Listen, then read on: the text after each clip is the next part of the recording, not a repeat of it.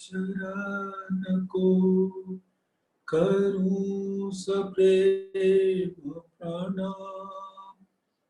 अशुभ हरन मंगल करन धनीश देव चंद्र जी नाम।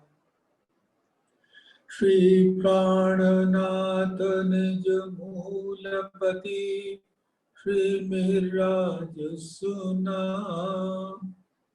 तेज कुंवरी श्यामा युगल को पल पल करूं प्रणाम। पिया जी को पल पल करूं प्रणाम। प्रथम लागू दो चरण को धनिये न छुड़ायो खिन। लाख तली डालेड़िया मेरे जीव के ही जीवन। इन पांव तले पड़ी रहूं धनी नजर खोलो पातू। पलना वालों निर्खु नेत्रे मेरे जीव के ही जीवन। मेरे जीव के ही जीवन। धामधनी अक्षरातीत के परम लाडले सुंदर साथ जी, परम धाम में विराजमान आपके मूल तनों के चरणों में कोटान कोट प्रणाम। और इस संसार में आपकी जो सुरताएं धामधनी अपने संग लेकर पधारे, उनके चरणों में भी कोटान कोट प्रणाम। ये अद्भुत समय है इस ब्रह्मांड में, जो न पहले कभी आया और न आगे कभी आएगा। जब धामधनी अक्षरातीत अपने इल्म के सागर को लेकर अपनी रूहों के संग यहां पधारे, और उसका एक ही मूल उद्देश्य कि मेरी रूहें जिनके साथ इश्क की लीला में परम धाम में शाश्वत ढंग से हम आनंद लिया करते हैं, कुछ दिल के मेरे रहस्य इनको खोल दूं। ये है असल जागनी, यानी अपनी रूहों को जागृत करने का तात्पर्य ही यही है कि वो मेरे इस तन के स्वरूप को अच्छी तरह समझ ले, मेरे दिल के हर पन्ने खोल कर देख ले, उसके अंदर इतनी बातें हैं कि वो बैठकर एक एक बात को अपने दिल के अंदर ले ले। और इसी मेरे दिल के अंदर अनंत रंग और अनंत रस भरे हुए हैं, उसका रसपान कर ले। और जितने आकार परम धाम में नजर आ रहे हैं, वो कौन है, कैसे बने, क्या अनादिकाल से हैं कि अभी अभी बने, उनका मूल स्वरूप क्या है, बस ये दो बात। तो धामधनी ने अपने तन के स्वरूप की जानकारी देने के वास्ते और अपने दिल की जानकारी देने के वास्ते ये सारी अद्भुत लीला करा दी।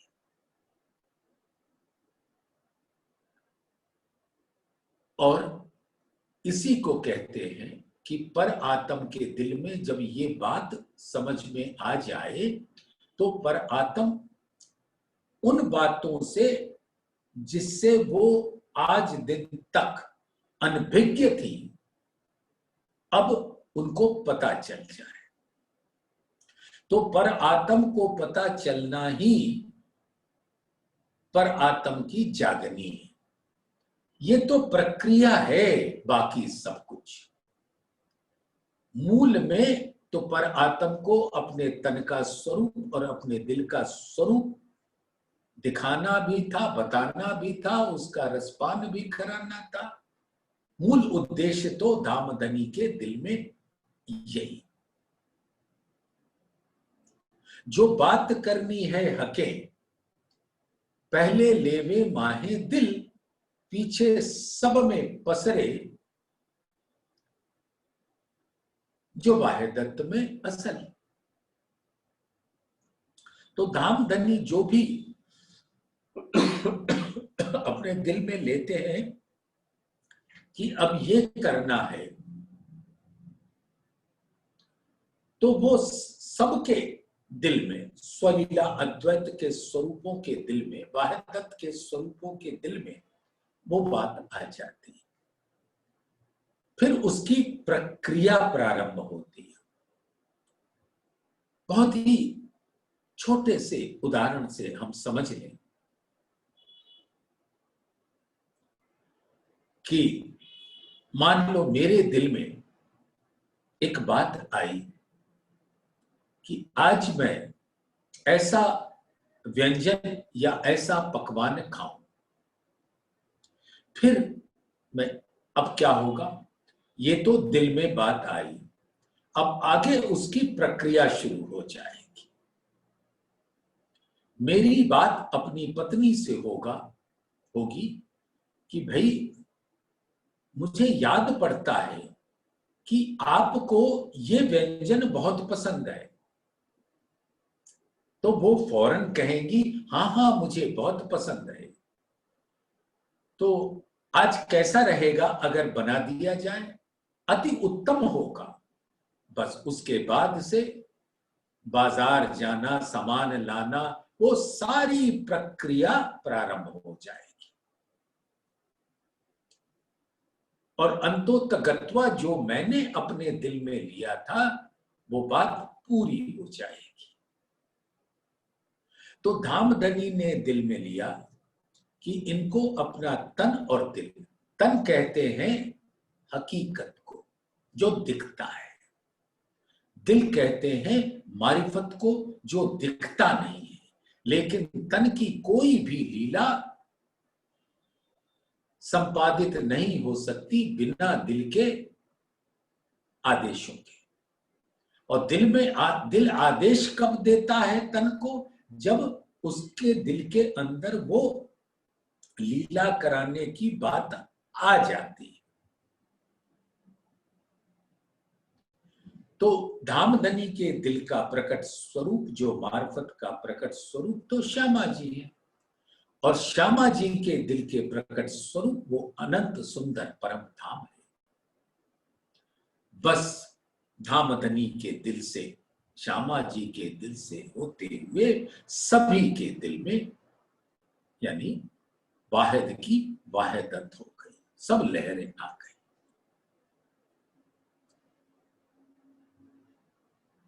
और फिर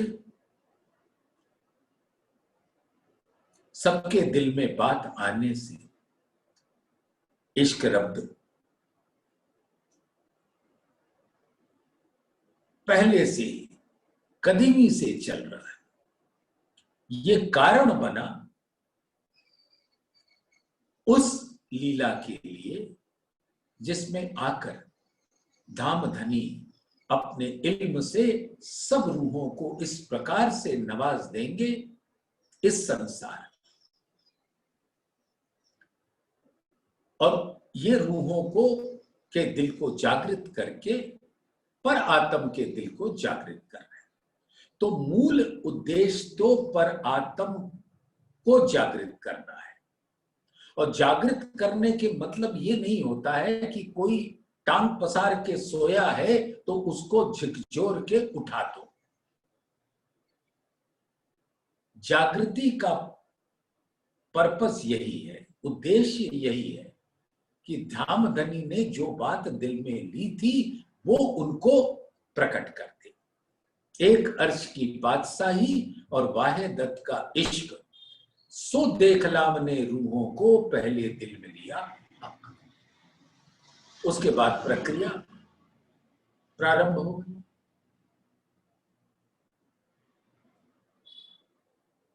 पहले लई हके दिल में, पीछे आई माहे नूर यानी अक्षर ब्रह्म। इसलिए आई अक्षर ब्रह्म के दिल में क्योंकि ये सारा इल्म की लीला, हुक्म की लीला व्यक्त रूप में इस संसार में होगी। इस कारण से, और ये संसार बनता है अक्षर जी के द्वारा।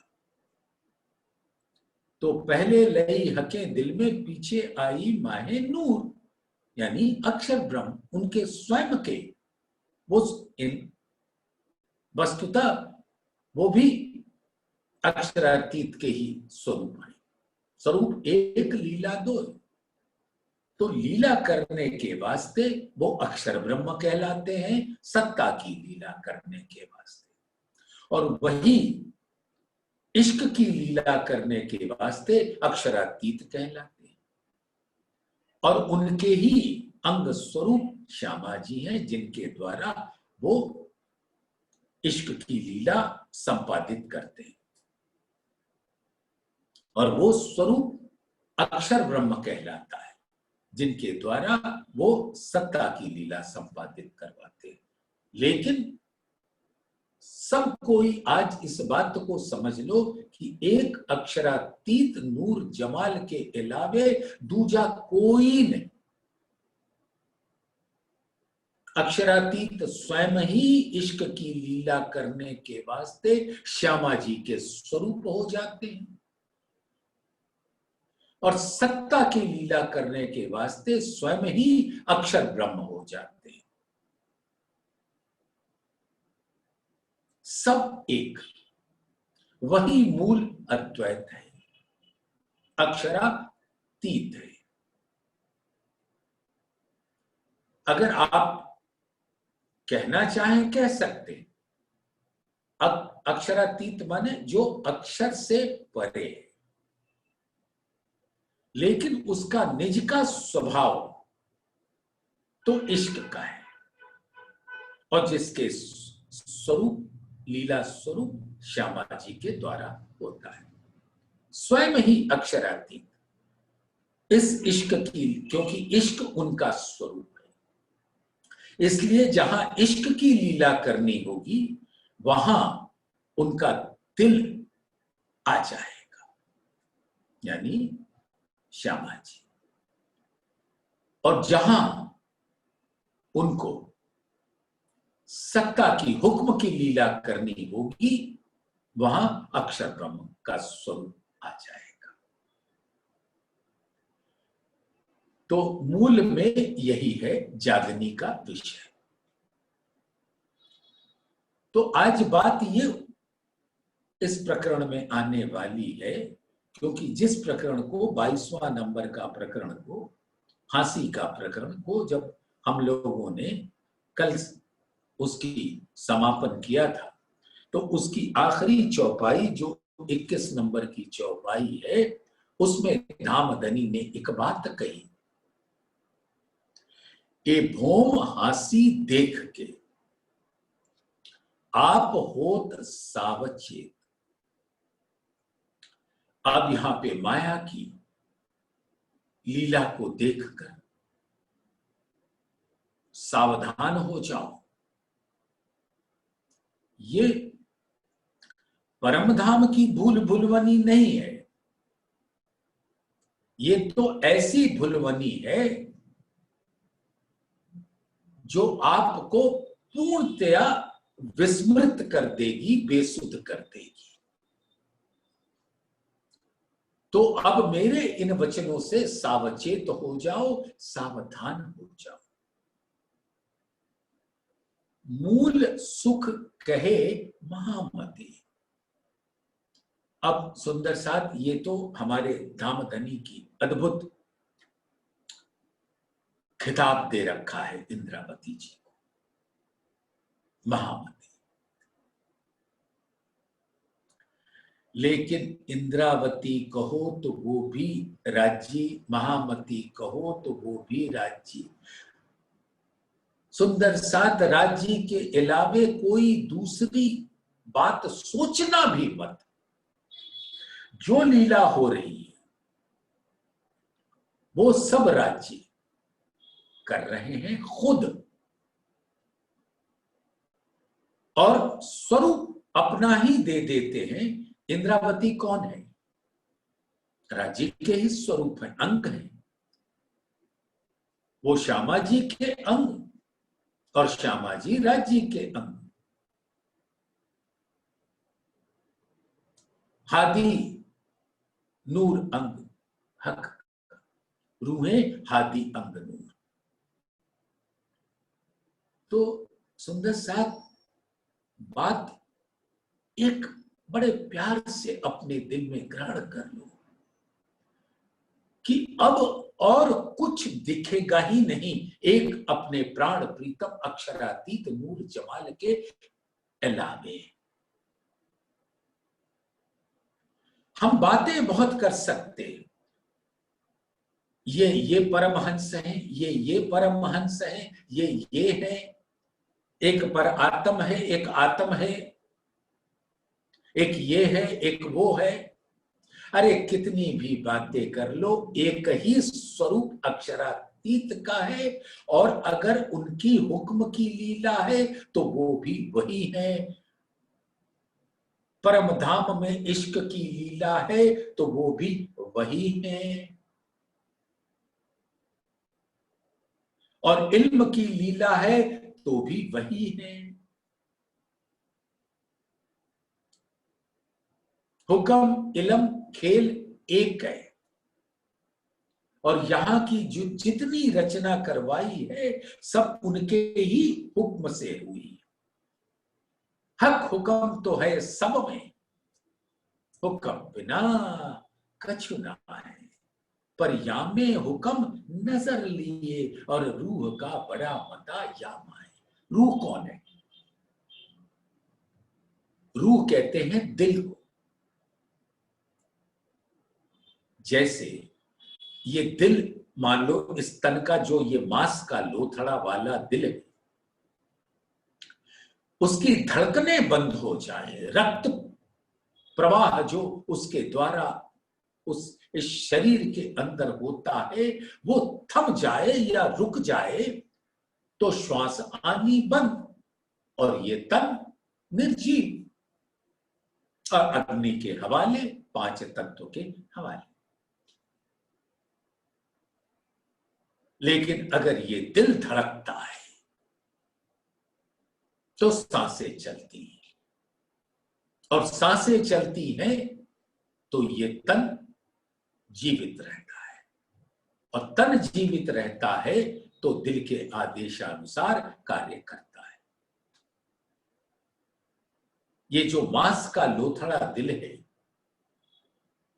उसके अंदर भी इमोशंस होते हैं।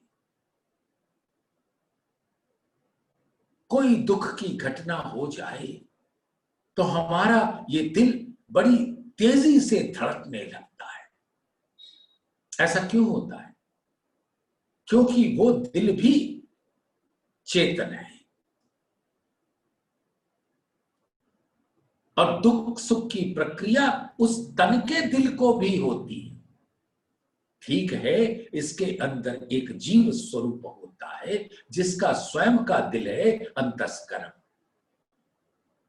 वो तो दीगर बात हुई जो इतने दिनों से ऐसे तन और जीव क्रिया करते रहते हैं। अब धामधनी ने अपने हुक्म से अपनी ही रूहों के नजर को उन तनों पर आसीन कर दिया कि इस तन की से होने वाली लीला को अब तुम अच्छी तरह से देख लो, जिससे तुम्हें माया का स्वरूप पता लग जाए।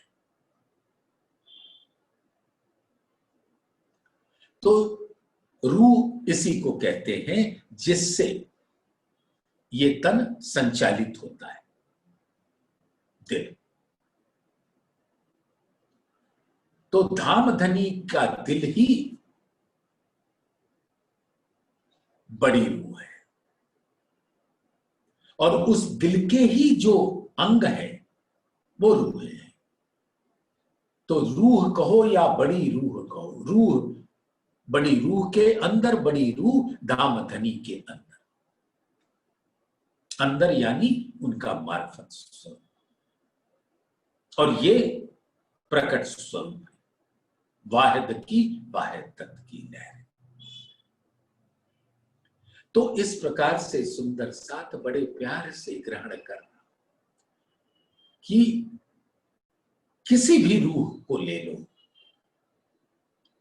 क्या धामधनी उसको कभी अपने से अलग कर सकते? इसी इल्म के द्वारा उन्होंने इस ब्रह्मांड में डिन डिन घोष से ऐसा सुंदर उद्घोष किया है कि रूहों तुम मेरे तन हो, और मैं तुम्हें अपने लाड से हर घड़ी हर पल नवाजता हूं, तुम सो इश्क जो मेरे दिल। मेरा दिल अनंत इश्क का सागर है, और तुम को मैं उसी इश्क के सागर में विराजता हूं।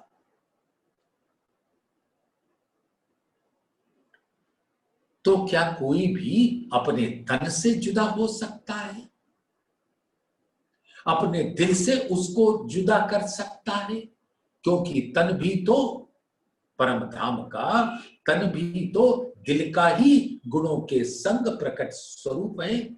जो गुण हृदय अंदर सो मुख देखे जाने जाए, ऊपर सागरता पूरन ताते दिल की सब देखा है। हक के मुख का नूर जो सो नूर है सागर चान, तेज ज्योति या सलूकियां शोभा सागर भरे आसमान। तो धामधनी का दिल अपने अनंत गुण जलाली के जमाली के गुण, इसलिए वो नूर जमाल है। तो अक्षरातीत को नूर जमाल कहते हैं। नूर यानी उनका दिल, जमाल यानी दिल के अंदर निहित अनंत गुण। तो वो नूर जमाल अपने नूर से, गुणों से प्रकट होते हैं। तो उनका स्वयं का अक्षरातीत का स्वरूप और उनके मुख पर जो नूर का आब है, उसी नूर की लहरें वाहिद की लहरें हैं, वाहिदत का स्वरूप है, परम धाम का स्वरूप। और ये बात परम धाम में हमको नहीं पता। मैं हक अर्स में जुदे जानती।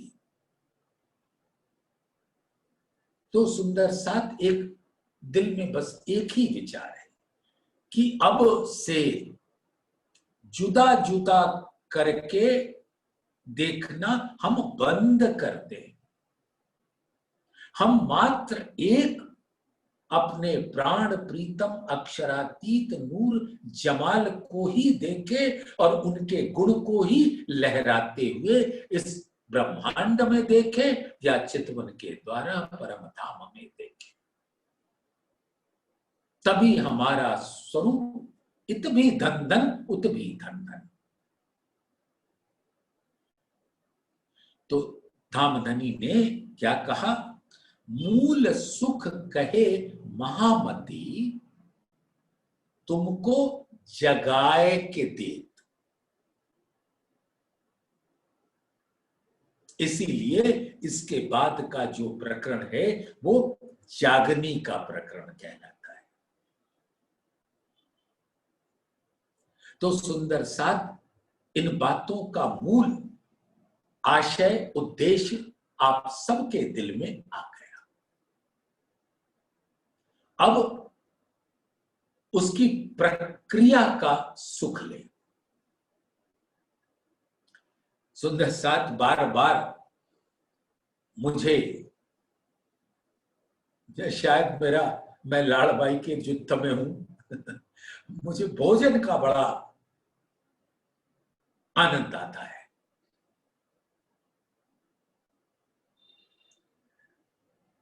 देखिए, एक है कि भोजन बनके आपके सामने थाल में रख दिया जाए, आप उसको ग्रहण करें और अपने रास्ते चल दें, और दूसरा है अपनी पत्नी के साथ खड़े होकर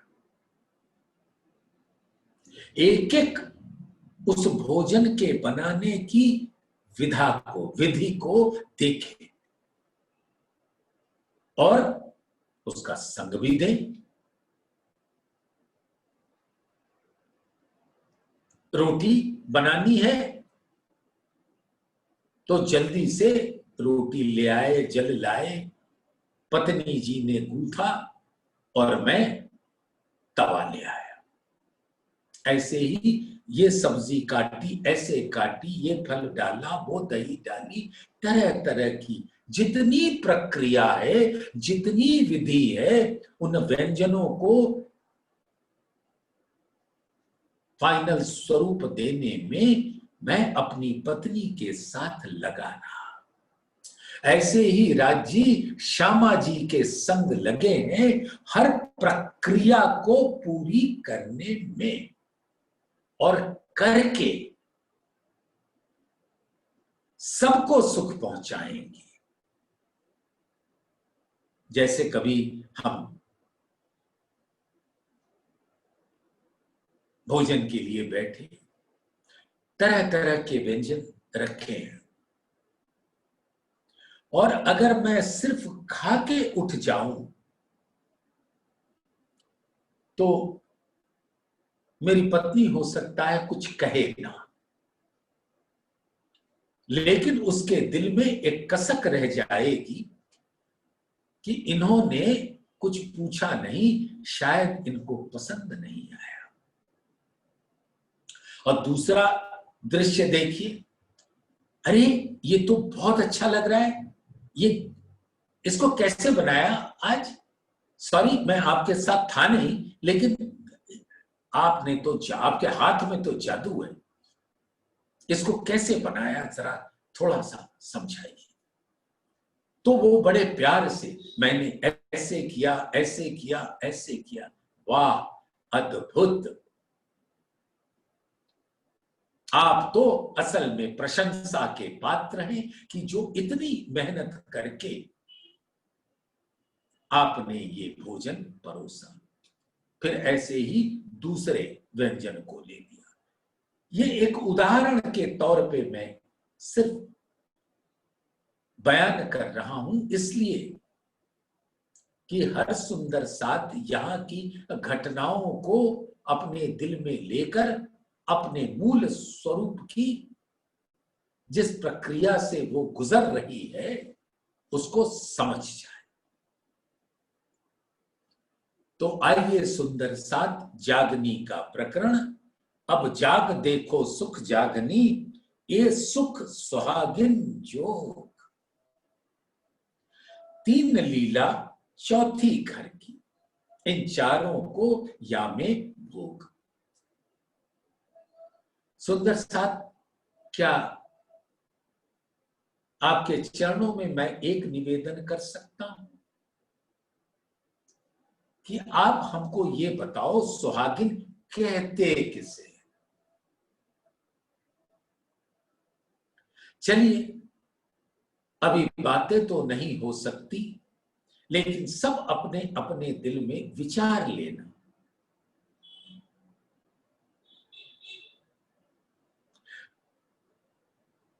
ऐसा दिल में आता है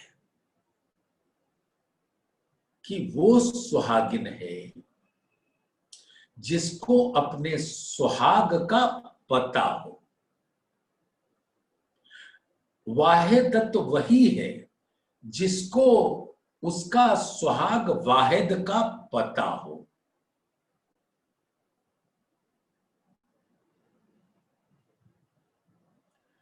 और जब वाहिदत को पता है कि ये वाहिद ऐसा है और मैं इस वाहिदत की लहर हूं, तो बस वो उसके अंदर अनंत उत्सुकता, उल्लास, उमंग भरा होता है कि वो अपने वाहिद के स्वरूप में रल जाए। वही सुहागिन है जो अपने सुहाग के संग संग रहती है। सुहाग के आदेश से वो कुछ लीला तो कर सकती है, लेकिन हर लीला में उसका सुहाग उसके संग रहता है। इन बातों को सुंदर साथ हम समझ लें तो हमें पता लग जाएगा। अच्छा, एक बात और सोचो, क्या अक्षर ब्रह्म सुहागिन है?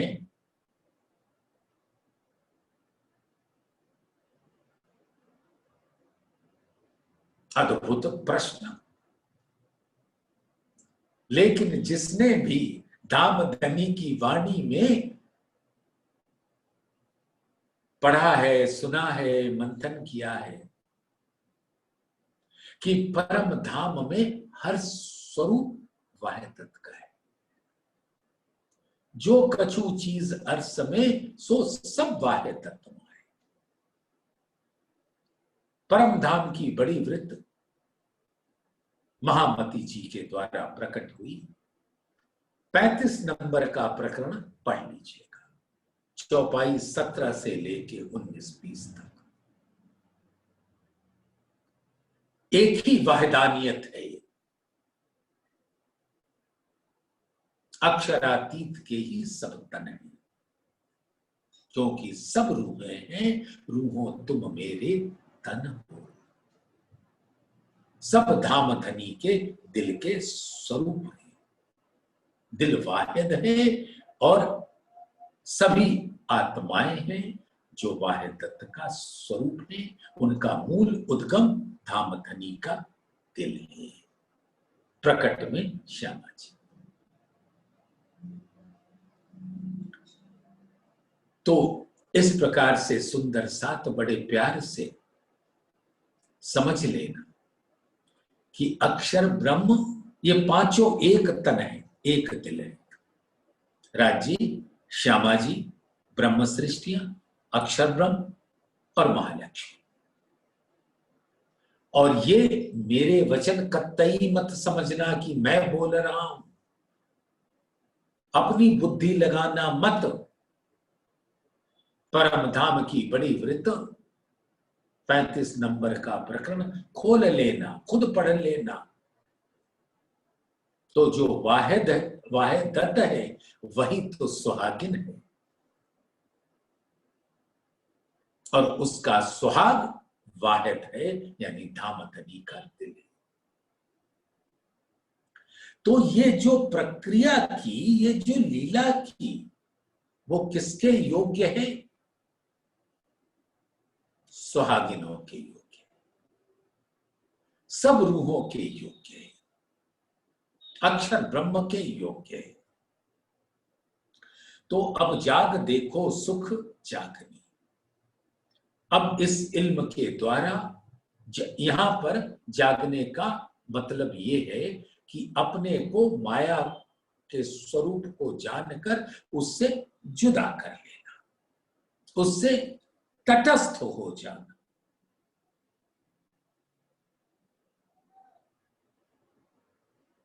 और अलग होकर, तटस्थ यानी अलग होकर।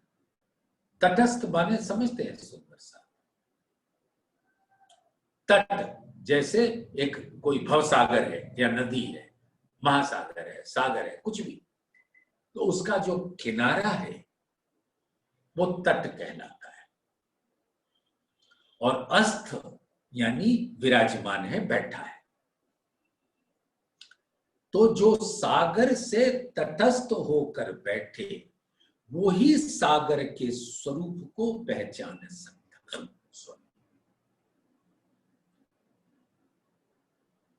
तो रूहों को धामधनी ने ऐसा निस्बत की पहचान देकर बल दिया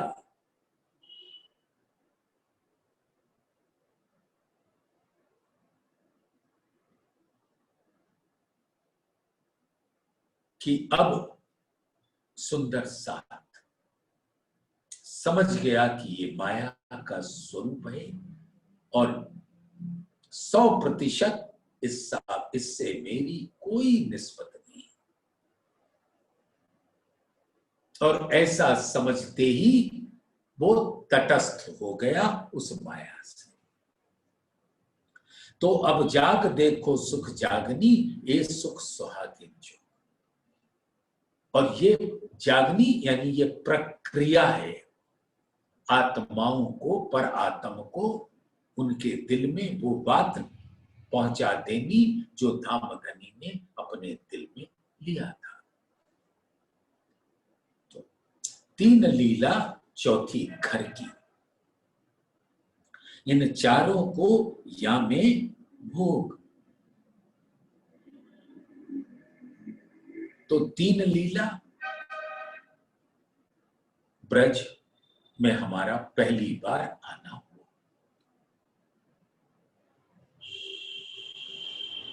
जब धामधनी के संग हमारी सुरताएं आई, धामधनी प्रवेश किए एक 6 घंटे के बालक के तन में,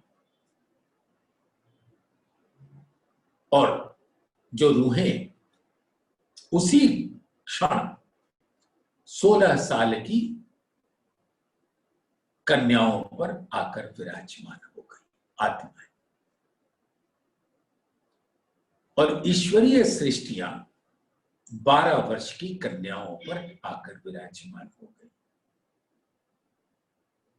और अक्षरातीत के संग अक्षर की आत्म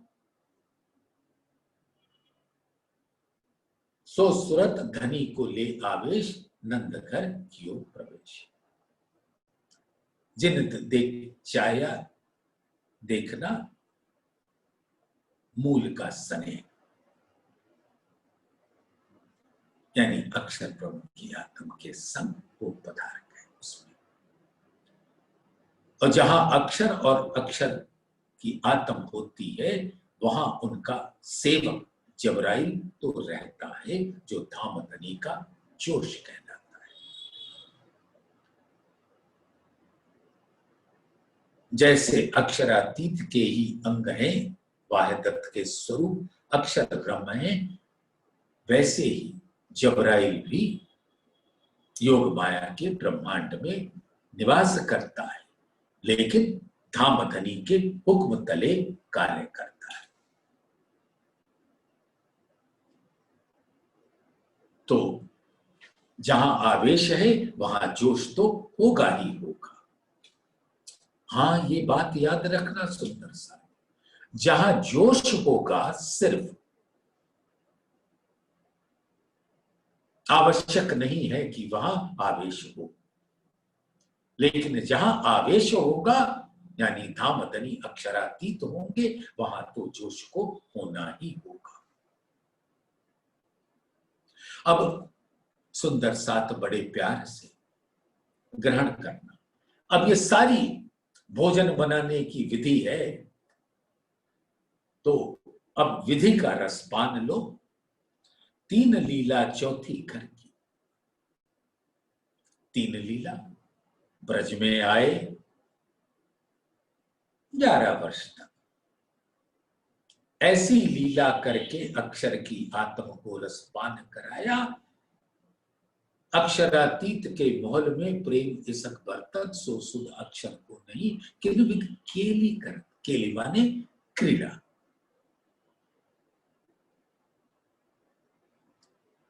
यानी रंग महल के अंदर जहां प्रेम और इश्क ही इश्क है, और उसी इश्क का बहता हुआ स्वरूप प्रेम 25 पक्षों में। तो जैसे हम वनों में जाते हैं, महल मंदिर में जाते हैं, सागर में जाते हैं, तालाब में जाते हैं, पहाड़ पे चढ़ते हैं, हिंडोलों पर झूलते हैं। अक्षर ब्रह्म को दिखाने के वास्ते उसका एक झलक ब्रज में दिखा दिया,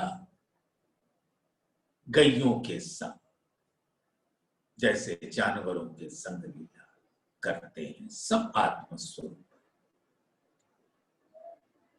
तो इस प्रकार की विध विध की लीलाएं दिखाकर ये दिखाया अक्षर की आत्म को कि किस प्रकार से मैं 25 पक्षों में अपनी रूहों के साथ रमण करके सुख लेता हूं और देता हूं। ऐसा उन्होंने दिखा दिया। और ये संसार तो पहचान के बाद विरह की स्वरूप है। तो उस विरह का एक झलक दिया 52 दिन में। और वो आप सब सुंदर सा ज्ञानी है, प्रबुद्ध है, आपको क्या बताना। उसके बाद पहुंच गए रासमंडल पर। तो रंगमहल के अंदर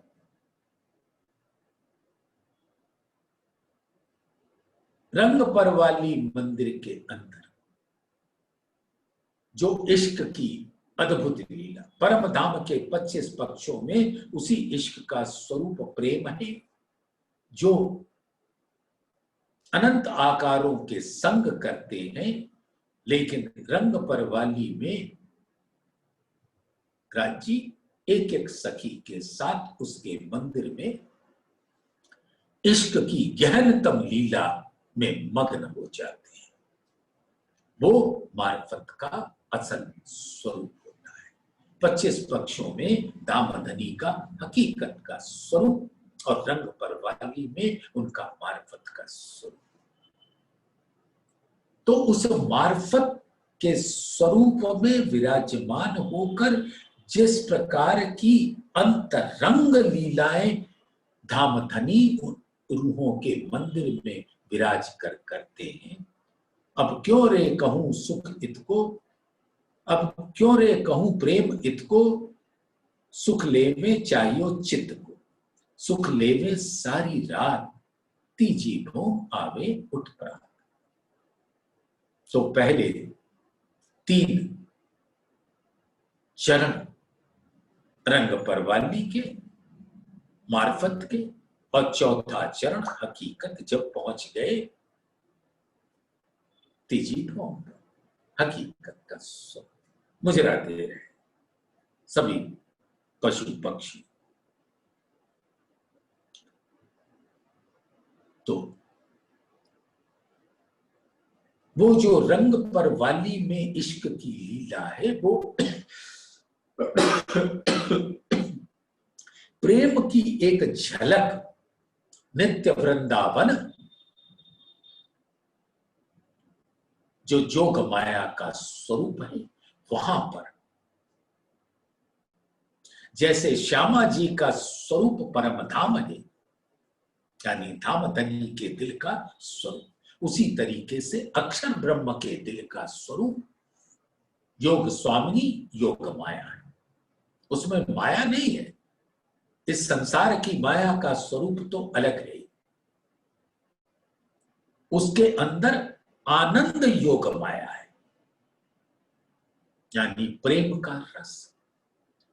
और उस योग माया के द्वारा नूतन एक अद्भुत वृंदावन सजा।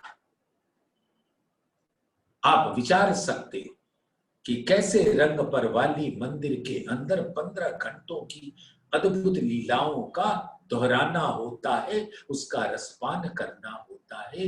उसी प्रकार से ये नित्य वृंदावन अक्षर ब्रह्म के दिल का स्वरूप है।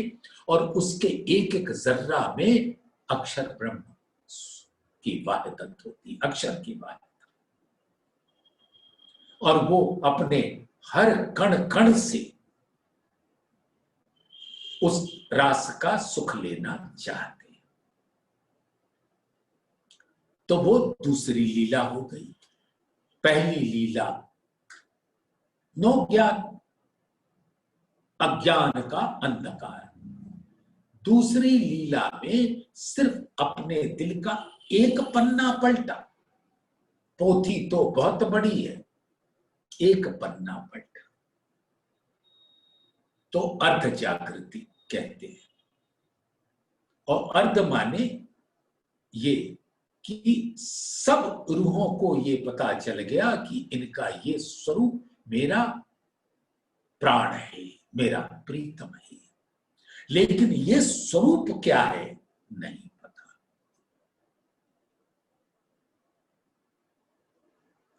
तो जो नहीं पता और जो पता, उसको कह दिया अर्ध जागृति की अवस्था। तो वो दूसरी लीला हो गई। अब तीसरी लीला में आ जाओ सुंदर सा,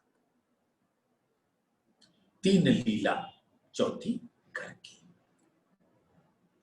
अब सुंदर साथ विराज, बड़े प्यार से समझने की बात है। तीसरे स्वरूप में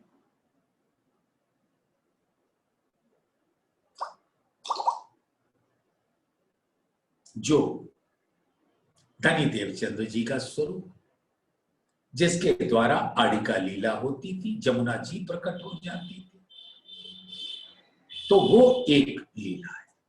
लेकिन अब उस पर भी विचारना सुंदर साथ। पहले दिन की लीला, दूसरे दिन की लीला और सीधा चौथे दिन की लीला, तीसरे दिन की लीला कहां गई? हाँ, उस तीसरे दिन में रूहें नहीं थी। फरमान ले आए मोहम्मद, किन खोली ना इशारा, तब रूहें आई न थी, तो पीछे फेर करी सरक। अद्भुत। तो उस स्वरूप में कौन आया? अक्षर की आत्मा। तो लीला तो अक्षरातीत की ही है, तो अक्षर की आत्मा और धामधनी का हुक्म और जोश। रूहें नहीं थी इसलिए आवेश नहीं, हुक्म। तो अक्षरातीत अपने हुक्म से अक्षर की आत्म के संग विराजे, हुक्म से। साक्षात तो जहां भी अक्षरातीत होंगे वहां रूहें होंगी ही होंगी। तो जिस हुक्म पर अक्षरातीत की नजर होगी तो रूहें होंगी, वो आवेश है। तो हुक्म और नजर मिलकर आवेश है। और रूहें आती हैं तो मैं छिपा हूं तुमसे, तुम्हें नजर मिले। हमेशा रूहें दामदनी की नजर में रहती। तो नजर तो तभी आएगी जब रूहें, प्रतिबिंब के जो असल तीनों हक बैठे खिलावत। कहां खिला रहे? परम धाम में, अपने दिल में। तीनों हक बैठे खिलावत, कहां क्यों न होए हक नजर, जो खेल रूहों दिखावत। तो जिस खेल में रूहों की नजर आई, उसी में धामधनी की नजर आएगी। लेकिन क्योंकि तीसरे दिन में रूहें ना थी, हुक्म के अमल में ना उतरे मोमिन, तो हकीकत मार्फत की किन आगे करे रोशन। जो धामधनी ने दिल में लिया था कि अपनी रूहों को अर्श की बादशाही और वाहिदत का इश्क का स्वरूप बताना था, वो आई नहीं थी। तो किसको बताते? तो वहां धाम, हुक्म तो हर जगह रहता है, हक हुक्म तो है सब में। तो उस स्वरूप में अक्षर की आत्म, हुक्म और जोश, श्री बीतक साहब के 62वें प्रकरण में शुरू की चौपाइयों में आप ग्रहण कर सकते हो।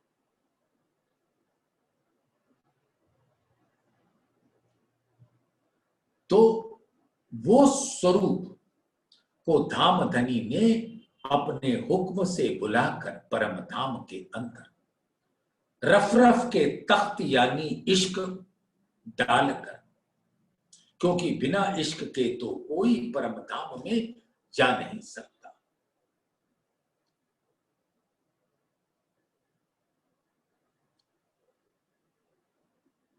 जब इश्क इनो रूहों की बात कर रहे हैं, जब इश्क इनो आवसी तब देखेंगे मुझको, इश्क बिना इन अर्श में मैं मिलो नहीं इनसो।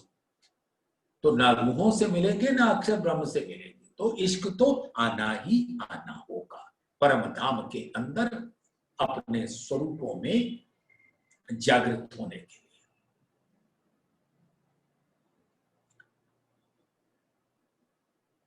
रब रूहों ने हक सो किया इश्क का जोय, सो इश्क बिना इन अर्श में बैठ न सके कोई।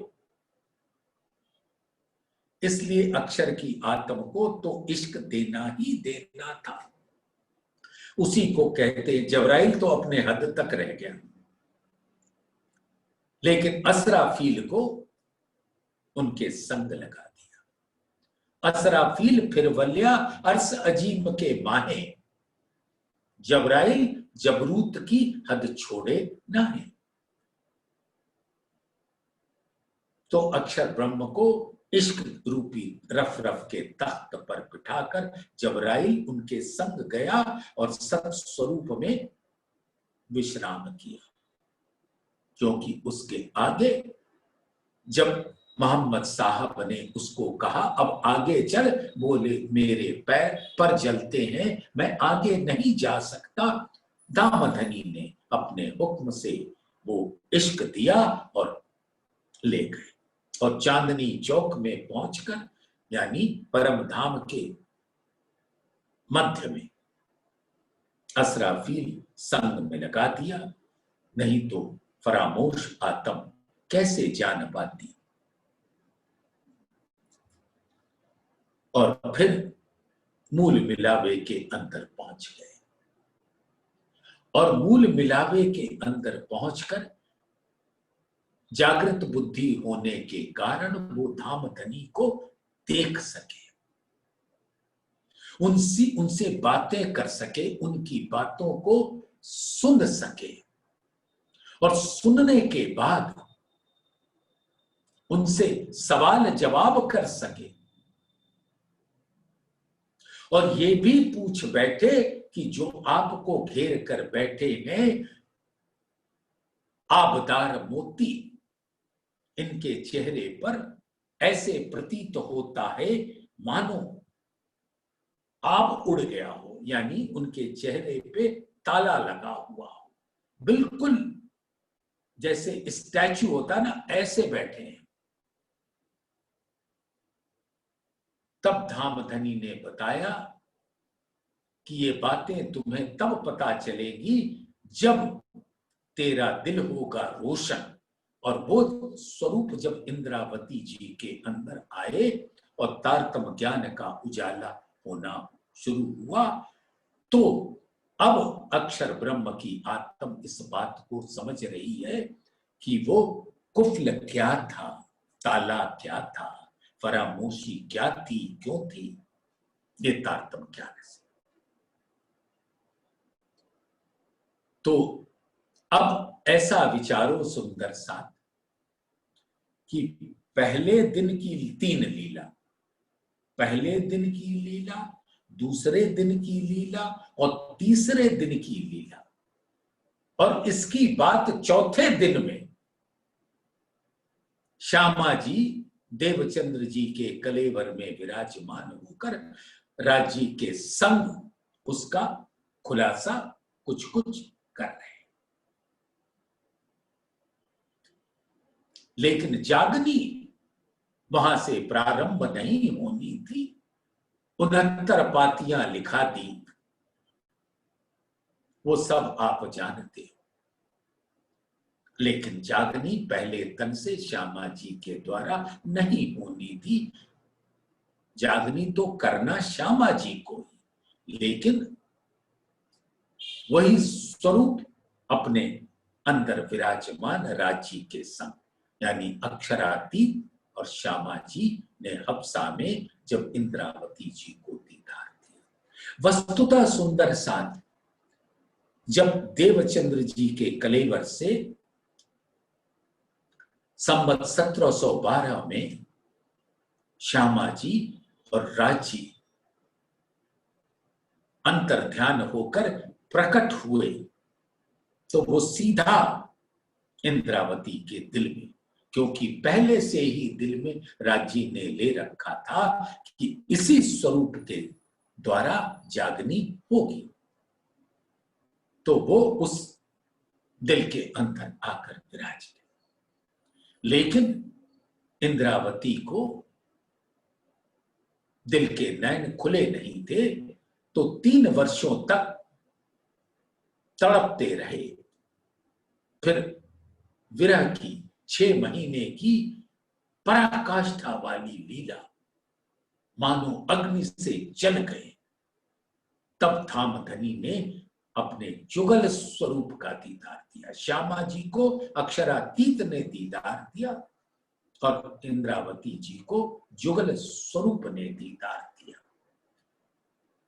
और फिर वो उनके दिल में पहले से ही बैठे थे, उसके अंदर बैठ गए, बस अपनी एक नजर डाल दी तो इल्म का सागर खुल गया।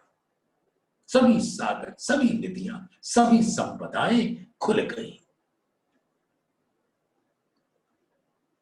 तो 3 लीला, ब्रज, रास और तीसरे दिन की लीला।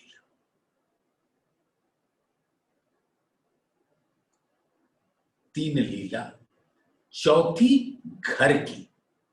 इन चारों को यामे भोग। तो जागनी का ब्रह्मांड जब तारतम ज्ञान आया तो कहां से प्रारंभ हुआ? चौथे दिन से। और ये जागनी की लीला कब से चल रही है? चौथे दिन से, फिर 5वें दिन से, फिर 6ठे दिन से। और वो उसके पर्त खुलते जा रहे हैं धामधनी के दिल के। तो ये है चौथा दिन, 5वां दिन, 6ठा दिन जागनी की लीला। तो कह रहे हैं 3 लीला, चौथी घर की यानी परम धाम की हकीकत और मार्फत के अनंत रहस्य, धामधनी के दिल के अनंत रहस्य, सब रंग, सब रस।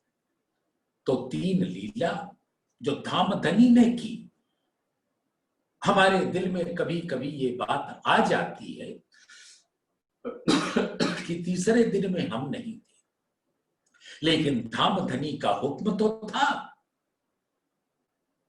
उसको क्यों छोड़ते हो? उस तन के द्वारा भी तो लीला हुई। तो 3 लीला, चौथी घर की, इन चारों को यामे भोग यानी कि ब्रज की, रास की, और तीसरे दिन जब उन 90,000 हर्फों को अक्षर की आत्म ने सुना और कुरान पाक में जितना जाहिर का आदेश था उतना किया।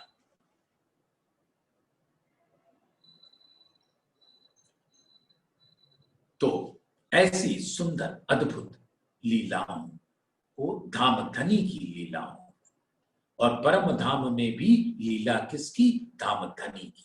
तो 3 लीला, चौथी घर की, इन चारों को यामे भोग यानी इन चारों का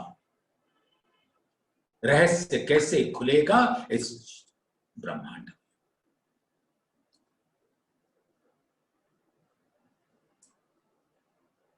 क्योंकि कुरान पाक कुंवारी रही फुरकान, उसको भी तो खोलना है।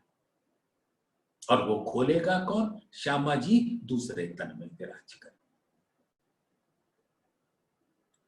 जाहिर कहिया रसूले, मैं हरफ सुने हैं कान, जो हरफ जुबान चढ़े नहीं उसको मैं दोहरा नहीं पा रहा हूं, तो क्यों चढ़े कुरान। तो इस प्रकार से उन 3 दिनों की लीला, पहला, दूसरा, तीसरा, और धाम की सब लीलाएं चौथे पांचवें दिन में खुलनी है और छठे दिन में सब रूहों को पहुंचनी है, और फिर सातवें दिन में परम धाम में पर आत्म जागृत हो जाएगी और आत्म उससे अरस परस हो जाएगी। तो सुंदर सात समया विराम